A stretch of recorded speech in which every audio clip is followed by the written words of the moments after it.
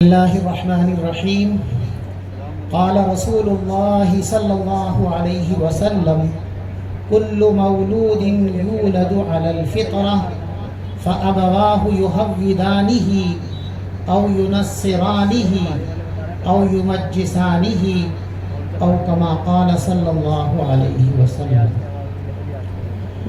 بزرگان محترم، اس وقت مجھے تقریر کرنے کے لیے جسارت کرنا ممکن نہیں ہے، ایک تو اس حیثیت سے کہ میرے بڑے بڑے اکابر یہاں تشریف فرما ہیں، پھر اس لیے کہ میں اس سرزمین سٹھلا سے وطنیت کا تعلق رکھتا ہوں، تو میری حیثیت میزبان کی ہے، اور میزبان کا یہ فریضہ ہے کہ وہ اپنے مہمانوں کا اکرام کرے۔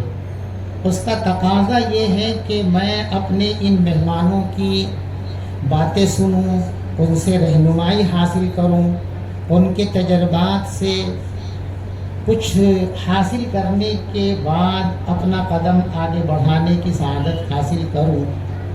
لیکن دنیا میں بہت ساری چیزیں رسم کے طور پر ایسی ہیں کہ ان کو چھوڑنا بہت ممکن نہیں ہے، اس لیے اس رسم کو نبھانے کے لیے میں چند منٹوں کے لیے آپ حضرات کے سامنے حاضر ہوں۔ علم کیا ہے، اس کی اہمیت کیا ہے، اس کو یہاں بیان کرنے کی ضرورت اس لیے نہیں ہے کہ علم کے سمندر یہاں موجود ہیں، اور آپ ان سمندروں سے استفادہ کرتے رہے ہیں، بہت کچھ معلومات آپ کے پاس موجود ہیں۔ مختصراً یہ میں عرض کر سکتا ہوں کہ اللہ تبارک و تعالیٰ نے ارواح انسانی سے سب سے پہلے جو جملہ بطور خطاب استعمال فرمایا وہ علم تھا۔ مشکات شریف جو حدیث کی مشہور کتاب ہے، اس میں ایک حدیث ہے، نبی پاک علیہ السلام نے ارشاد فرمایا کہ اللہ نے عالم ارواح میں تمام انسانوں کی روحوں کو جمع کرنے کے بعد فرمایا اعلموا انہ لا الہ غیری، اے لوگو یہ بات جان لو۔ تو اللہ کا خطاب اپنے بندوں کی روحوں سے جو سب سے پہلا جملہ انسانیت کے لیے آیا وہ علم کا جملہ ہے۔ بس یہی ایک بات علم کی اہمیت کو اجاگر کرنے کے لیے ہزاروں دفاتر سے زیادہ اہمیت کی حامل ہے۔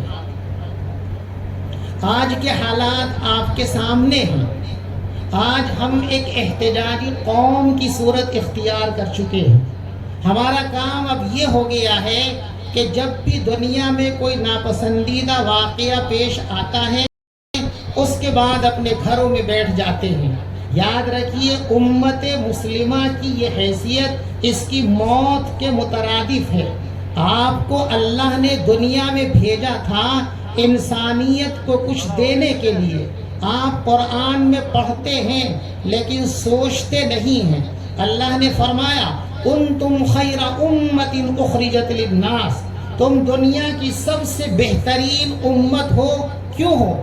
اس کا سبب اللہ نے اگلے جملے میں ارشاد فرمایا اخرجت للناس، تمہاری خیریت اور بہتری کا مدار اور بنیاد یہ ہے کہ تمہیں لوگوں کی خدمت کے لیے، لوگوں کی نفع رسانی کے لیے، لوگوں کو فائدہ پہنچانے کے لیے دنیا میں اٹھایا گیا اور دنیا میں بلایا گیا۔ رسول پاک صلی اللہ علیہ وسلم کے پاس ایک صحابی آئے اور آ کر یہ عرض کیا یا نبی اللہ احب ان اکون خیر الناس، اے اللہ کے رسول صلی اللہ علیہ وسلم میں یہ چاہتا ہوں کہ دنیا کا سب سے بہترین انسان بن جاؤں۔ آپ نے ارشاد فرمایا خیر الناس من ینفع الناس، دنیا کا سب سے بہترین انسان وہ ہے جو انسانیت کے لیے نفع کا ذریعہ ہو، انسانیت کی خدمت کر سکتا ہو، انسانیت کو انگلی پکڑ کر اس کی منزل تک پہنچانے کا ملکہ رکھتا ہو۔ وہ آدمی اس لائق ہے کہ اس کے سر پر خیر امت کا تاج رکھ دیا جائے۔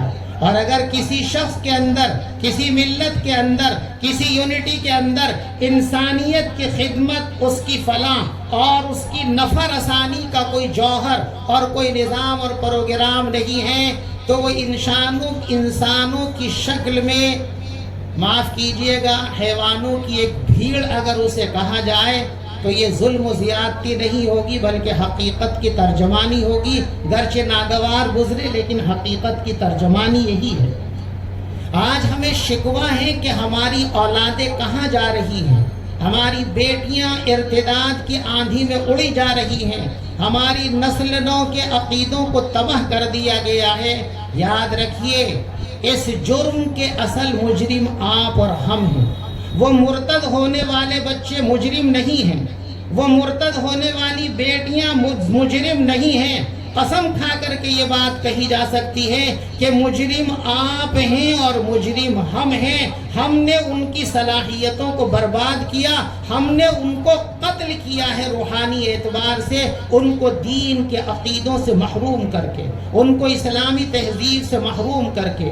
میں نے جو ابھی آپ کے سامنے رسول پاک صلی اللہ علیہ وسلم کا ارشاد پیش کیا، اس میں حضرت فرماتے ہیں کل مولود یولد علی الفطرہ، ہر انسان فطرت کے مطابق پیدا ہوتا ہے۔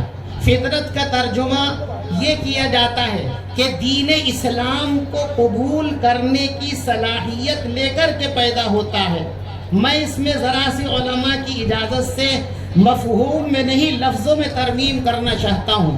میں یہ کہنا چاہتا ہوں کہ اس حدیث میں اللہ کے رسول صلی اللہ علیہ وسلم یہ خبر دے رہے ہیں کہ ہم نے ہر انسان کے دل میں ہر طرح کی خیر، ہر طرح کی فطری اچھی صلاحیتوں کو قبول کرنے کا ملکہ اور مادہ رکھ کر کے بھیجا ہے۔ لیکن ماں باپ، آپ اور ہم ظالم ہیں کہ ہم نے ان کی اس فطرت کو بے تربیتی کے ماحول میں، ان کو کفر کے ماحول میں، گناہوں کے ماحول میں دھکیل کر، اور ہم نے ان کی اس صلاحیت کا گلا گھونٹ دیا۔ آپ چاہتے تو اپنی اولاد کو بہترین انسان بنا سکتے تھے، آپ چاہتے تو اپنی اولاد کو انسانیت کا خادم بنا سکتے تھے، اور جو ہے آپ اسلام کا ترجمان بنا سکتے تھے، لیکن ہم نے اس پر محنت نہیں کی۔ ہم شادیوں میں لگے رہے، ہم مکانوں میں لگے رہے۔ میں تو کہتا ہوں، اور خاص طور سے اس برادری کا نام لے کر کے کہتا ہوں معافی کے ساتھ، کہ جنہوں نے دنیا کو ایک برے راستے پر لگایا ہے۔ جو قریش برادری ہے، اس نے دنیا کو ایک برائی پر لگانے میں کلیدی رول ادا کیا۔ انہوں نے جہیز کے نام پر، بڑی بڑی شادیوں کے نام پر جو میلے لگائے ہیں، جو انہوں نے حرکتیں کی ہیں، اگر یہ پیسہ، ایک سال کا پیسہ، اگر یہ سارے مسلم مالدار اپنی شادیوں کا بچا کر صرف تعلیم کے نام پر وقف کر دیں تو میں دعوے سے کہتا ہوں ہر ضلع میں مسلمانوں کی اپنی ایک یونیورسٹی بن کر کھڑی ہو سکتی ہے۔ لیکن جھوٹی انا کے لیے، جھوٹی تسکین کے لیے ہم نے اپنی نسلوں کا قتل کیا، ہم نے اپنی نسلوں کے مستقبل کو برباد اور تباہ کیا، اور ہم اپنی جھوٹی شان کے ترانے پڑھتے رہے۔ لیکن ان ترانوں کی حقیقت آپ کے سامنے آ رہی ہے۔ آپ کے بچے مرتد ہو رہے ہیں، آپ کی بچیاں کہاں جا رہی ہیں؟ کس منہ سے کہو گے کہ ہم بڑی ناک والے ہیں؟ کس منہ سے کہو گے کہ ہم اونچی ناک والے ہیں؟ تمہاری اور ہماری ناک تو ہماری نسل کٹوا رہی ہے، آپ کے اور ہماری نگاہوں کے سامنے ہے۔ اب بھی اگر نہیں جاگے تو یاد رکھو اس سے برے حالات پیش آنے والے ہیں۔ میں نے اسی درد کے تحت کچھ اپنے دوستوں کو اس طرح متوجہ کیا، خاص طور سے عزیز محمد سلمان، اللہ ان کی عمر میں برکت پیدا فرمائے، انہوں نے، ان کے جو ہے مخلص ساتھیوں نے، حاجی سلیم صاحب، عادل صاحب اور بہت سارے احباب، اس وقت میں نام نہیں گنا سکتا، ان حضرات نے راتوں کی نیندوں کو قربان کر کے اس درد کو لے کر ہندوستان کے مختلف علاقوں میں خاک چھانی ہے، اور یہ طے کیا ہے کہ انشاءاللہ ہندوستان کے ہر قصبے میں، ہر شہر میں، ہر آبادی میں مسلمانوں کا اسکول، مسلمانوں کا کالج، مسلمانوں کی درسگاہ اور مسلمانوں کے اسپتال اور مسلمانوں کی یونیورسٹیاں انشاءاللہ قائم ہوں گی۔ ہمارے پاس نہ اتنی صلاحیت ہے، نہ ہمارے پاس اتنے وسائل ہیں، لیکن ہم نے بے سر و سامانی میں اپنے ان بچوں کے سر پہ ہاتھ رکھ کر یہ تہیہ کیا ہے کہ ہمارے پاس وسائل نہیں، لیکن اگر ہم اللہ سے مانگ کر نکلیں گے اور کھڑے ہوں گے تو اللہ کی اس کائنات میں نہ پیسے والوں کی کمی ہے، نہ طاقت والوں کی کمی ہے، نہ حوصلہ والوں کی کمی ہے۔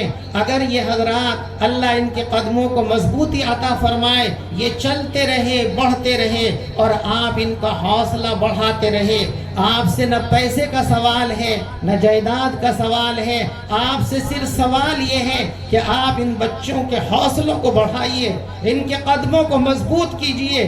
ہم نہ کر سکیں، لیکن مجھے اللہ کی ذات سے امید ہے کہ ہماری نسلوں میں ضرور ایسے لوگ پیدا ہوں گے جو ساری دنیا میں علم کے میدان میں امامت کا اور قیادت کا فریضہ انجام دیں گے۔ بس آپ کی محبتوں کی ضرورت ہے، بزرگوں کی سرپرستی اور دعاؤں کی ضرورت ہے۔ تقریر انشاءاللہ پھر کسی وقت ہوگی۔ اب یہ میرے ٹوٹے پھوٹے جذبات ہیں جو میں نے غیر مرتب الفاظ کی صورت میں آپ کے سامنے پیش کیے ہیں۔ مجھے اپنے بڑوں سے بھی امید اور فخر ہے، اور مجھے اپنے گاؤں کے لوگوں سے بھی بجا طور پر یہ امید ہے۔ اعتبار سے ان کے قدموں کو مضبوط کر کے اپنی نسلوں کے ایمان، تشخص اور تہذیب کو بچانے کا جو فریضہ ہے، یاد رکھو اپنے بچوں کے عقیدوں اور تہذیب کی حفاظت اسی طرح فرض اور ضروری ہے جس طرح نماز، روزہ، زکوٰۃ اور حج ضروری ہے۔